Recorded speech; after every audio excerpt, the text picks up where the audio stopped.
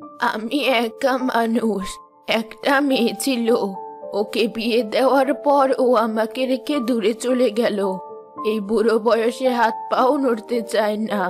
কিভাবে যে কি করব ভেবে কোনো কুল পাচ্ছি না। তুমি চিন্তা করো না বুড়িমা, আমি তো আছি তোমার ভালো মন্দ দেখার জন্য। প্রতিদিন একবার হলেও তোমাকে দেখে যাব। ভাগ্যিস তুই আছিস, নয়তো আমার মতো হতভাগী এই বাড়িতে মরে থাকলেও কেউ টের পেত না।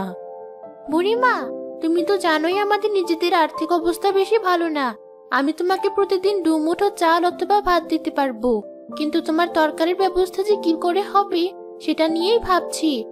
আমাদের অটুকু জমিতে যা তরকারি হয় তা আমাদেরই কম পড়ে।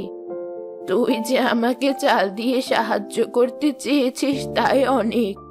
এক কাজ করিস, তোর সবজি বাগানের কয়টা বীজ আমাকে দিস। আমি ওগুলো দিয়ে আমার বাড়ির উঠোনে গাছ লাগিয়ে নিজেই সবজির চাষ করব। তুমি এই বয়সে এসব করবে? তোমার কষ্ট হবে না? কিছু হবে না আমার, তুই চিন্তা করিস না। কেয়া বুড়িকে তার সবজি বাগানের কিছু বীজ এনে দিল আর সেগুলো লাগাতে সাহায্য করলো বুড়িমাকে।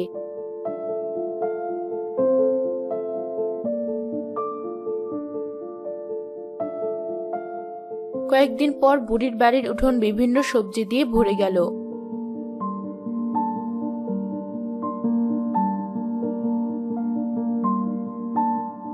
তোমার সবজি বাগানে অনেক ভালো ফলন হয়েছে বুড়িমা। এই যে খাওয়ার পর বাকি সবজিগুলো বাজারে বিক্রি করতে পারবে, তাহলে আর তোমার কোনো অভাব থাকবে না। ঠিক বলেছিস, তোর সাহায্য আর বিধাতার কৃপা ছাড়া এতগুলো সবজি আমি কোনোদিন পেতাম না। তোকে অনেক ধন্যবাদ। সেই ছোট থেকে তুমি বিপদে আপদে সবসময় আমার পাশে ছিলে, কোনোদিন আমার নানির অভাব বুঝতে দাওনি। আমি তোমার পাশে থাকবো না তো আর কে থাকবে? তুই এখান থেকে যাওয়ার আগে তোর পরিবারের জন্য কয়েকটা সবজি নিয়ে যাস। আচ্ছা বুড়িমা, তুমি তোমার সবজি বাগানের চারপাশে বেড়া দিয়ে রেখো, নয়তো জঙ্গলের পশু এসে তোমার সব সবজি আবার খেয়ে নিবে। ঠিক আছে, লাগাবো।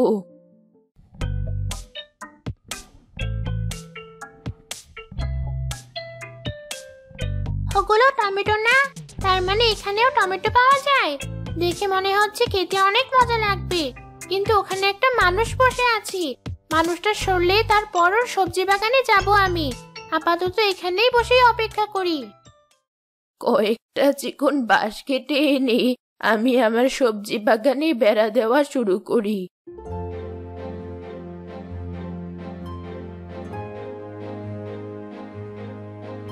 বুড়ির সবজি বাগানে বেড়া দেওয়া শেষ হতে হতে হরিণটা সেখানেই ঘুমিয়ে পড়ল।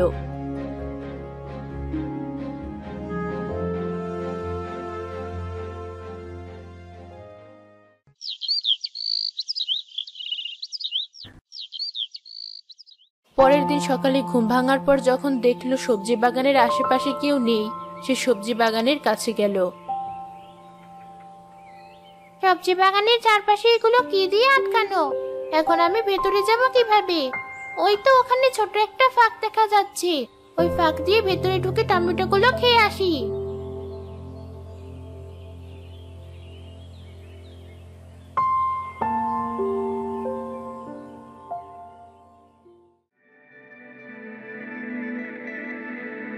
হরিণ? এখানে হরিণ কি করছি? এত সুন্দর হরিণ তো আগে কখনো দেখিনি। আজ বাগানে বেড়া দিয়েছি বলে নিশ্চিন্তে অনেক বেলা পর্যন্ত ঘুমোতে পারলাম। যাই, গিয়ে দেখে আসি আজ আমার বাগানের টমেটোগুলো তোলা যাবে কিনা। এ কি, বাকি টমেটোগুলো কোথায় গেল? কালি না তোমার বাগানে কতগুলো টমেটো দেখে গেলাম বুড়িমা, একা এতগুলো টমেটো খেয়ে ফেলেছো? না, আমি তো কালই আমার বাগানে বেড়া দিলাম। সকালে উঠে দেখি টমেটোগুলো নেই। কে নিল টমেটোগুলো? আমি তোমার বাড়িতে আসার সময় বড় সুন্দর একটা হরিণ দেখেছিলাম, ওই হরিণটাই বোধহয় টমেটোগুলো খেয়েছে। আমার বেড়ার মাঝে কোথাও ফাঁক আছে বোধহয়, নয়তো এত বড় হরিণ আমার বাগান থেকে টমেটো খেতে পারার কথা না। বেড়ার ভেতর ফাঁকটা খুঁজে বের করে ঠিক করি, নয়তো ওই হরিণটা এসে আবার বাকি সবজিগুলোও খেয়ে ফেলবে।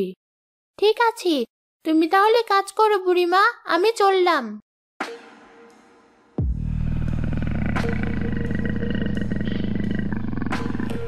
কবে থেকে দেখছি বুড়ি একাই বাড়িতে পড়ে আছে।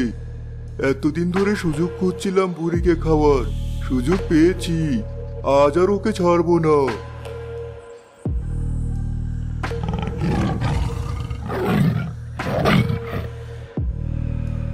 পেছন থেকে কারো পায়ের আওয়াজ শুনলাম মনে হয়। কেয়া তুই? না, আমি তোর নতুন অতিথি। আজ দুপুরে আপ্যায়নে তোর রক্ত মাংস খাবো। বাঘটা আমাকে খেতে এসেছে। সবজি বাগানের বেড়ার ভেতর দিয়ে কি ঢুকতে পারবে ও? তোর এই সামান্য বেড়া আমার কাছে কিছুই না। আমার এক থাবাতেই এই বেড়া ভেঙে গুঁড়ো হয়ে যাবে। অবশেষে এই বাঘের হাতে আমার মৃত্যু লেখা ছিল। একটু দাঁড়াও, আমার মতো শুকনো আর হাড় গোড়ওয়ালা মানুষ খেয়ে কি তোমার পেট ভরবে? মানে কি বলতে চাইছিস তুই? তুমি চাইলে আমি তোমার জন্য আরো আরো বেশি স্বাদওয়ালা মাংসযুক্ত খাবারের ব্যবস্থা করতে পারি, যেটা খেয়ে তোমার মন আর পেট দুটোই ভরবে। তুই আমাকে মাংস কিভাবে খাওয়াবি? তোর ঘরে তো একটা গরু ছাগলও নেই, আর আজ পর্যন্ত তোর বাড়ি থেকে আমি কোনোদিন মাংস রাঁধার গন্ধও পাইনি। সেই তুই কিনা আমাকে বলছিস মাংস খাওয়াবি? কি ভেবেছিস নিজেকে বাঁচানোর জন্য একটা মিথ্যা বললে আমি বিশ্বাস করে নেব? আমি সত্যি বলছি, আমাকে কালকের ভোর পর্যন্ত সময় দাও। এরপর তুমি যদি তোমার মাংস না পাও তাহলে আমাকেই খেও। ঠিক আছে, তোকে একদিনের সময় দিলাম।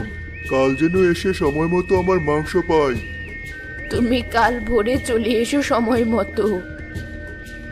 বাঘ চলে যাওয়ার পর বুড়ি তার বেড়ার ফাঁক পুরোপুরি বন্ধ না করে সেটাকে আরেকটু ছোট করে দিল।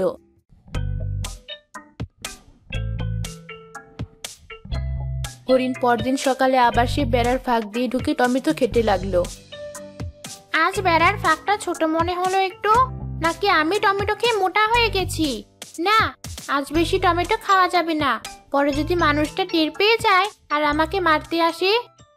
ওই তো হরিণটা আজও এখানে এসেছে, আর ওই বাঘটাও চলে এসেছে। এই হরিণের কথাই বলছিলে তুমি? হ্যাঁ, আর একটু অপেক্ষা করো, দেখবে একটু পর হরিণটা নিজেই আটকে যাবে। তখন আর তোমার কষ্ট করে ওকে ধরতে হবে না আর। আজও অনেকগুলো টমেটো খেয়ে ফেলেছি, এখন আর এই শরীর নিয়ে নড়তেও পারছি না ঠিক মতো। এখন চলে যাওয়াই ভালো আমার জন্য।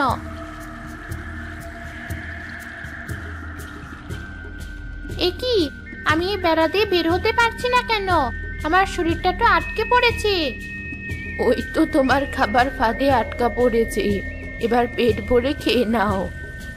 তুই তোর কথা রেখেছিস। তোর কাজ দেখে আমি খুব খুশি হয়েছি, তাই তোকে ছেড়ে দিলাম।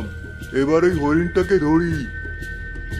আমাকে ছেড়ে দাও, মেরো না আমাকে। আমি কথা দিচ্ছি আর কোনোদিন তোমার বাগানের কোনো সবজি খেতে আসবো না। এখন আর তোকে কেউ বাঁচাতে আসবে না। যে আসবে তাকেই শেষ করে দেব আমি। আমার উপর দয়া করো, আমাকে মেরো না। আমার খুব খিদে পেয়েছিল বলে আমি তোমার বাগানের টমেটো খেয়েছি। আমাকে ক্ষমা করে দাও। হরিণটার কান্না দেখে খুব কষ্ট লাগছে, ওকে বরং ছেড়েই দেই। বাঘ হরিণের কাছে যাওয়ার আগে বুড়ি তার বেড়াটুকু আরো খানিকটা ভেঙে দিল। তখন হরিণটা সাথে সাথেই ছুটে পালালো। কি করলি তুই? হরিণটাকে ছেড়ে দিলি কেন? নিজেকে বাঁচানোর জন্য আমি অযথা আরেকটা নিরীহ প্রাণীকে মারতে চাই না। তুমি ওর চেয়ে বরং আমাকেই খেয়ে নাও। আমি আর বাঁচবই বা কয়দিন? হরিণটাকে দেখে খুব মায়া লেগেছে আমার। ঠিক আছে, নিজেই যখন নিজের মৃত্যু ডেকে এনেছিস, আমার আর কি করার।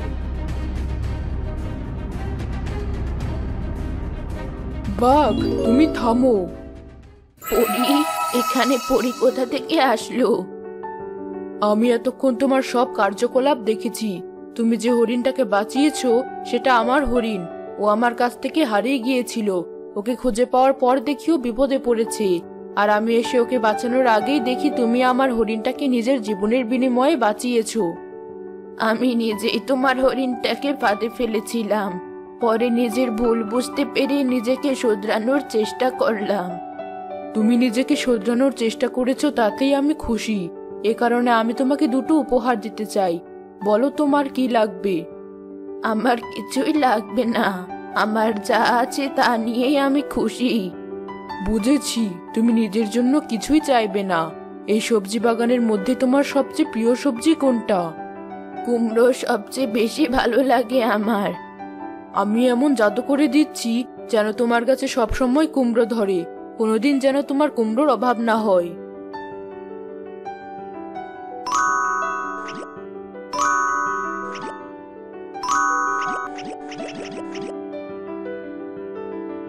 এত বড় বড় কুমড়ো! আর এখন থেকে জঙ্গলের সব প্রাণী তোমার কথা শুনবে, কেউ তোমাকে আক্রমণ করতে আসবে না। বাঘ, তুমি ঠিক হয়ে যাও। আমি এখানে কি করছি? আমার ভুল হয়ে গেছে বুড়িমা, আপনি আমাকে ক্ষমা করে দেবেন। আজ থেকে আপনি আমাকে যা আদেশ করবেন আমি তাই করব। তোমাকে অনেক ধন্যবাদ, তুমি আমার অনেক বড় উপকার করলে। ঠিক আছে, আমি আজ আসি। হরিণ, চলে এসো।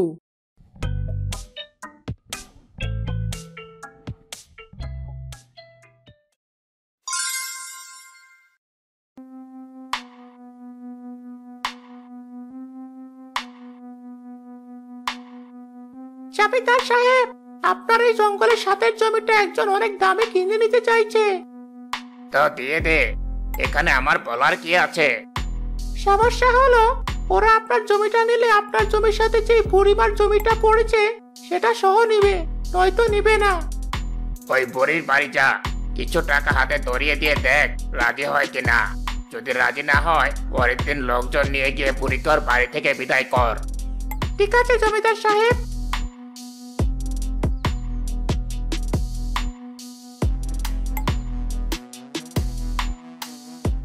আমি আমার বাড়ির জমি কাউকে দেব না। এই বুড়ো বয়সে এত টাকা পয়সার কোনো দরকার নেই আমার। বুড়িমা, ভালোই ভালো রাজি হয়ে যাও বলছে, নয়তো কিন্তু কালকের মধ্যে তোমাকে এই বাড়ি ছাড়া করতে বাধ্য হব আমরা। তোমাদের যা ইচ্ছে হয় করো, আমি এই বাড়ি ছেড়ে কোথাও যাব না। তোমরা এখন আসতে পারো।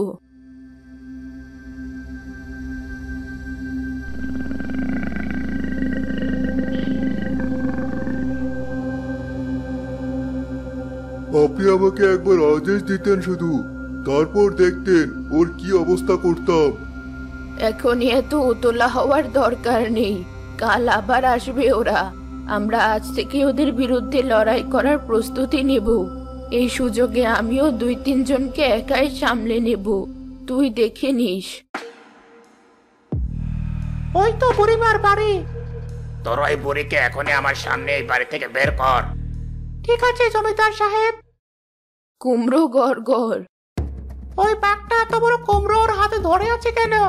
আর কুমড়োর ভেতর থেকে কথা বলছে কে? বাঘটার থাবা দিয়ে ধরে থাকা কুমড়োটা ছেড়ে দিল, আর সে কুমড়োটার ধাক্কা লেগে 3 জন লোক মাটিতে পড়ে গেল।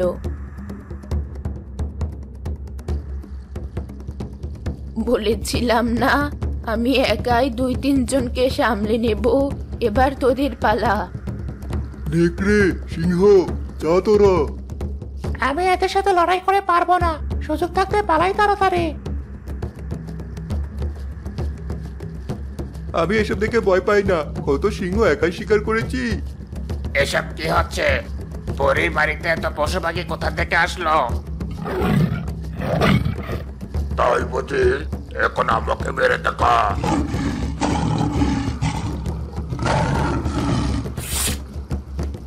বাবা গো, এই সিংহটা আমার কাপড় ছিঁড়ে ফেলেছে, কেউ আমাকে বাঁচাও।